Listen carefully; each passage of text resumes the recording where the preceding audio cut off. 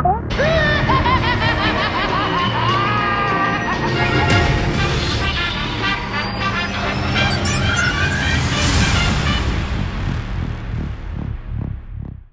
everybody, this is Guy's Comic Life coming at you with New Comic Book Day, and this was the week of 4/18. It's 4/20 today.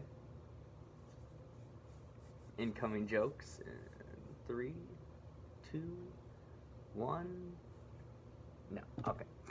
Anyway, I just wanted to show off the books I got for this week. It was a big week in comics, guys. A lot of good stuff happened. Cat's running around like always. A lot of stuff happened. I'm starting to get into this Weapon H series. They had a cool Venom variant, because you know they're doing Venom variants for all of them. Let's see if I can show you some of the artwork inside this. That's a cool panel. That's a cool splash page. Let's see. Yeah, this is really cool. So basically, the Weapon X program took the Hulk and Wolverine's powers and morphed them into one. Very cool. Got the Amazing Spider-Man 795 third print variant. This is the one that's in black and white. Very cool Alex Ross cover.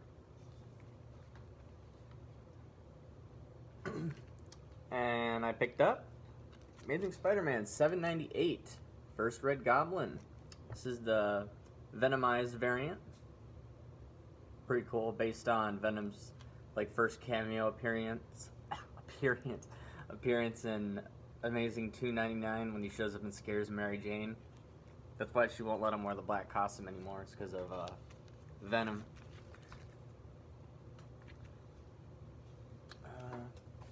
Save DC stuff for last, because I'm on a Marvel streak right now. Okay, Amazing 799. This is a continuation of the Red Goblin storyline. A new character shows up at the end of this. Kind of a new character. Has to do with Normie Osborn, who I will get to in a minute. But yeah, Alex Ross has been killing it with these covers. Love that.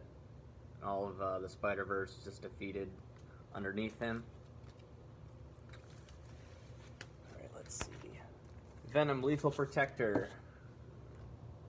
Get out your copies, guys. This went from being a $1 book to a $20 book. Only because of the Venom movie. Very crazy. I love that. What is this, like foil embossed kind of cover? Mark Bagley, Venom. Definitely one of the best Venom artists. My dad got me this. It's Darth Vader down. This is one of the variant covers.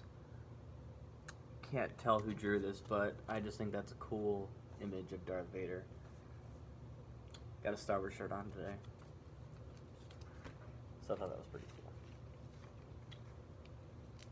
cool. Alright, let's go back to Spider-Man. Found all these in a dollar bin. Thought that was cool. This is Amazing 269 Firelord. I mean, no wonder it's $1. I mean, I'm just trying to get all the issues. 349 Eric Larson art. And this one is 369 with Electro. More Mark Bagley artwork.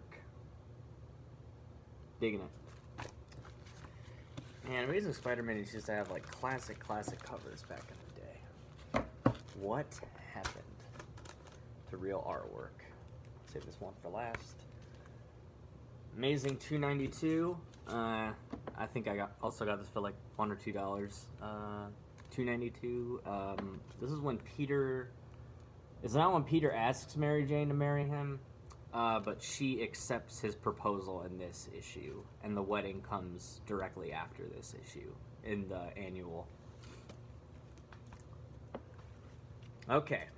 Now you're gonna laugh when I show you this book. A week ago, not even 4 days ago, you could find this in a dollar bin. I don't know how much this is going for on eBay now. $30 to $60. Spider Kid on the cover. This is one of the weirdest stories in the Amazing Spider-Man storyline. One of the weirdest ever. But here's what's up. Go back and get issue 799 out.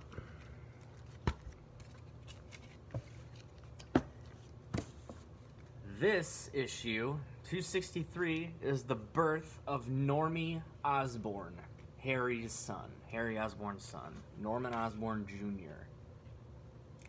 You think, oh, what's the big deal, right?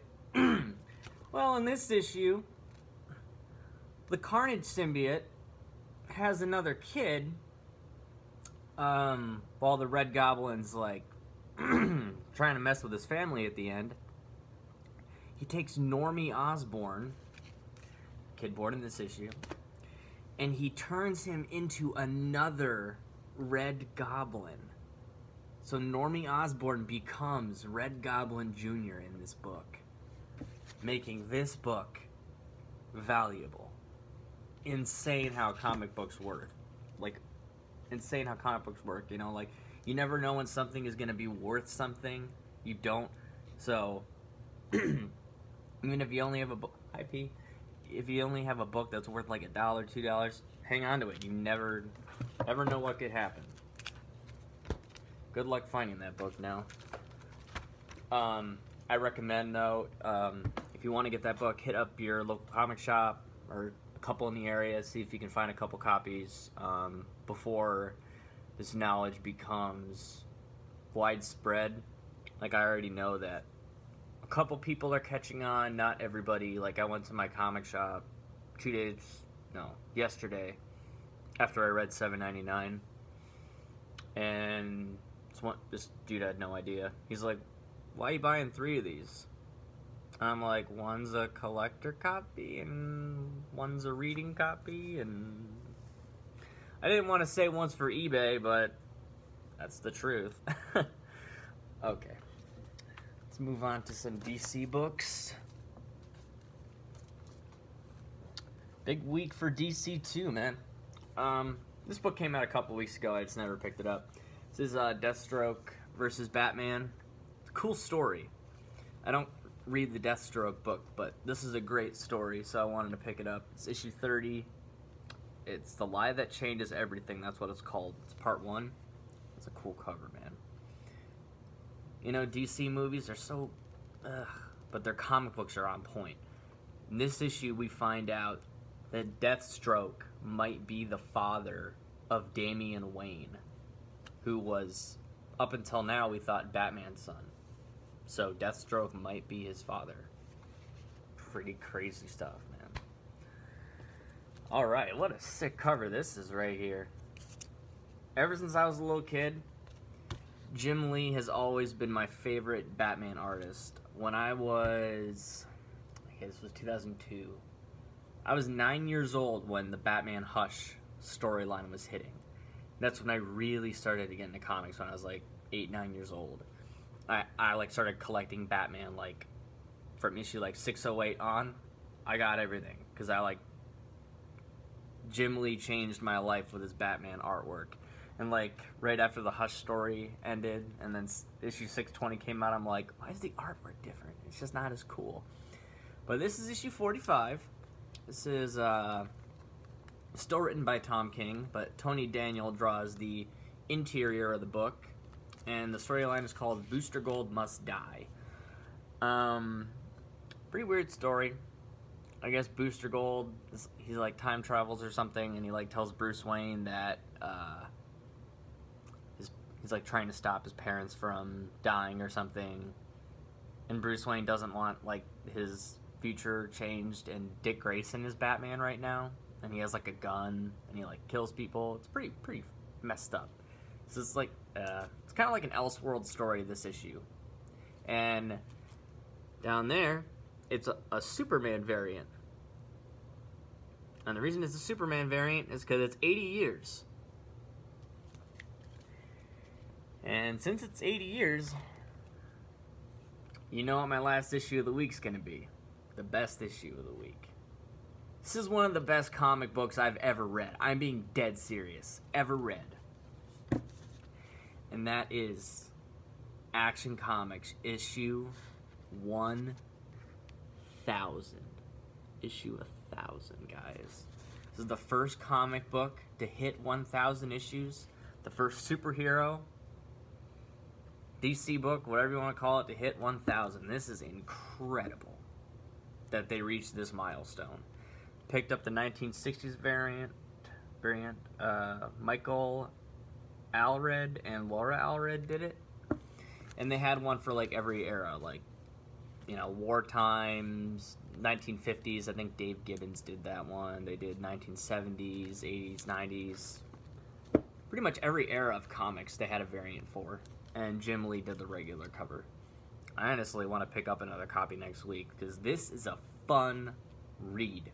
This is how an anniversary issue should be presented to the comic book community. So you basically have all the artists in the genre who have ever worked on Superman and that have done anything in his anthology, and they just basically do a collected works of his history. And at the very end, we're introduced to Brian Michael Bendis' run on Superman. This is Brian Michael Bendis' first work on Superman, and it does not disappoint. It's only a 12-page story at the very end, but it's drawn by Jim Lee, and it is non-stop action. And we're introduced to a new character, a first appearance of Rogol-Zar is his name. I don't know if I'm pronouncing that right, but it's spelled Rogol-Zar.